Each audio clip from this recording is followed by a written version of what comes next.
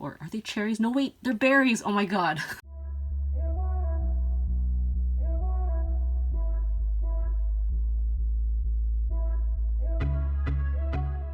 Hi everyone, thanks for joining me today. I'm going to be showing you how to draw a fall wreath, really simple fall wreath using 4 types of leaves and also some cherries.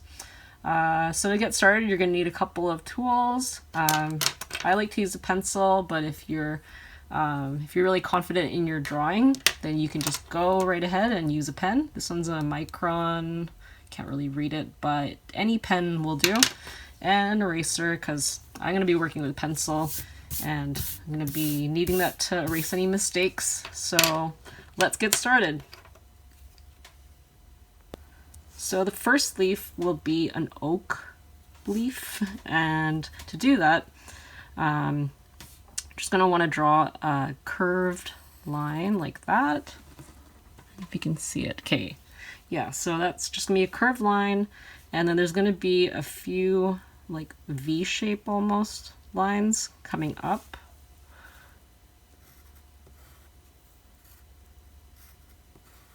And then from there, you're going to want to draw like a curved kind of line. So I'll just show you what I mean by that.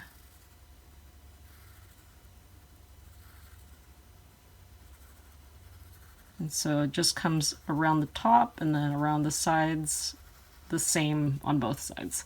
So that's just a really simplified version of an oak leaf. The next one is going to be a maple leaf. I'm not very good at drawing these, so this is the most like basic version of a maple leaf. So yeah, so you're going to come down with a straight or like a curved line, and then you're going to have 2 lines that are kind of curved up like that. They're a little bit shorter than the first line. And then you're going to have 2 more lines at the bottom that I curve a little bit as well, and they're a bit shorter.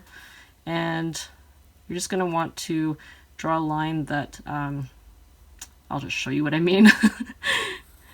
Kind of comes up and kind of curves down, but like I said, this is like a really simplified version of a maple leaf. If you look at a real maple leaf, it looks nothing like it, but I think you get what I mean though. So that's a very basic version of a maple leaf. And then we're going to do a dogwood leaf. So again, another curved line, and this one's kind of like a teardrop shape in some way.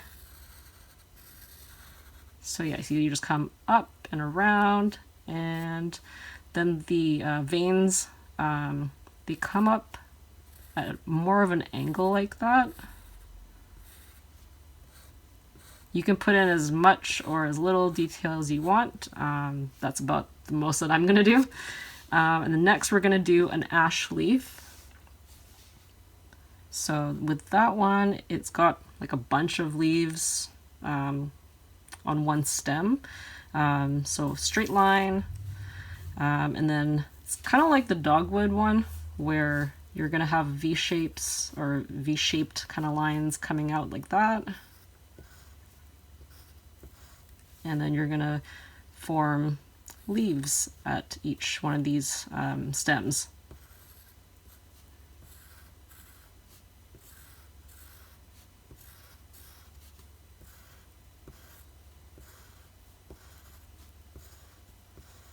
And again, if you want to add more detail, I'm just going to add like a few lines indicating that there are some veins in there.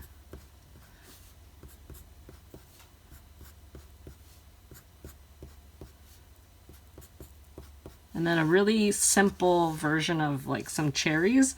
They're just going to look like 3 lines like this, or I'll just show you what I mean. So a straight line, then another one coming out kind of like a V, and same thing on the other side.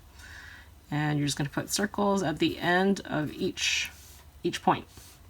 So yeah, that's super basic. Again, if you want to add more detail to any of these, you can go right ahead.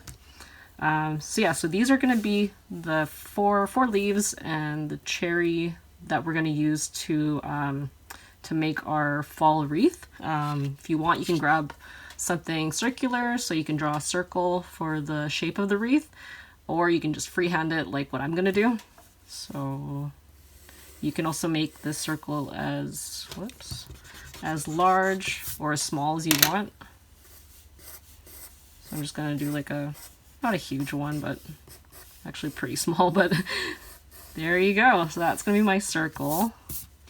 And I'm just gonna follow the order of the leaves that I had already drawn out there, just so that the wreath stays balanced with whichever leaves you've got going on there.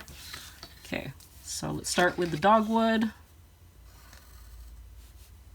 And I'm also curving the direction of like the leaves so that they follow the shape of the circle.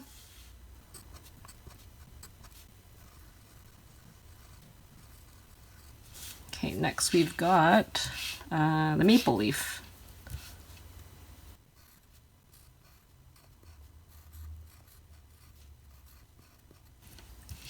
Okay, next on, okay, we've got the, what is that called again? Dogwood.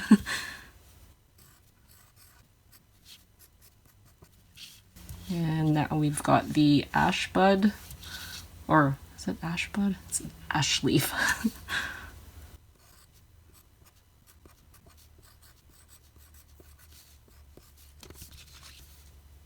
Oh, and one other thing is, feel free to move the paper as you draw. For me, it just makes it easier because I don't like drawing upside down. I mean, unless you like to, then that's totally fine.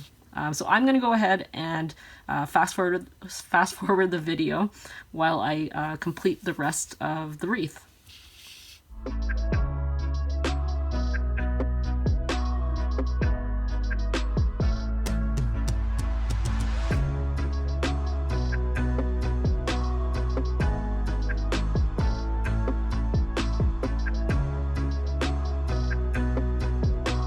Okay, so now that we've completed the wreath, it's looking a little bit sparse in some areas, so that's where I'm gonna add these little cherries. So you can put them in the any of these empty spaces. So I'm gonna go ahead and start doing that.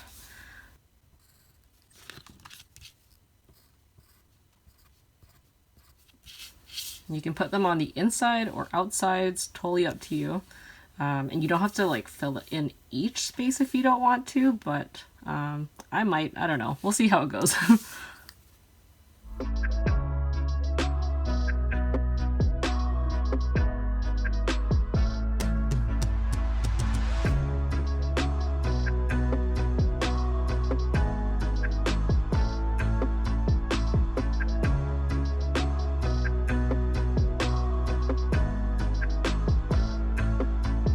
Alright, so I think I'm pretty happy with the way that things are turning out. If you want to add more leaves or add more of these cherries, or are they cherries? No, wait, they're berries. Oh my god.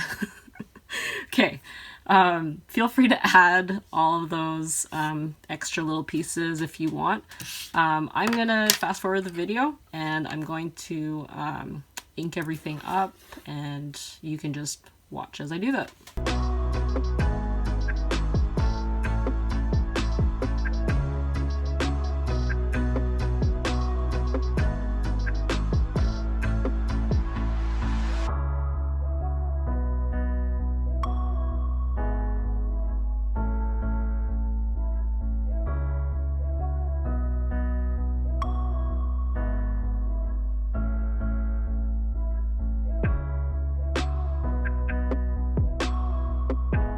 Alright, so there we have it. We've got a complete, simple fall wreath filled in with ink.